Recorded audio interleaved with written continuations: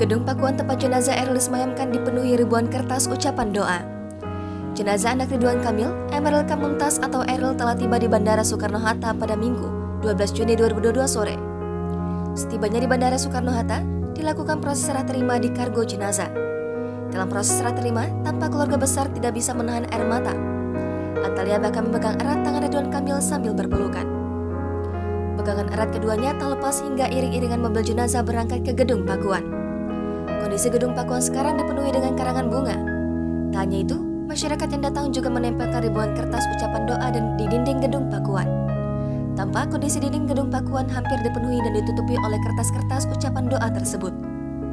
Sebelum berangkat ke gedung pakuan, Gubernur Jawa Barat Ridwan Kamil dan istrinya, Atalia Praratya, menyempatkan diri untuk menyapa awak media. Berpakaian serba hitam, keduanya tampak membungkukkan badan, berterima kasih kepada seluruh pihak. Kemudian Ridwan Kamil menuju mobil jenazah untuk berangkat ke Bandung, Jawa Barat, melalui jalur darat. Ia berada satu mobil dengan jenazah sang putra.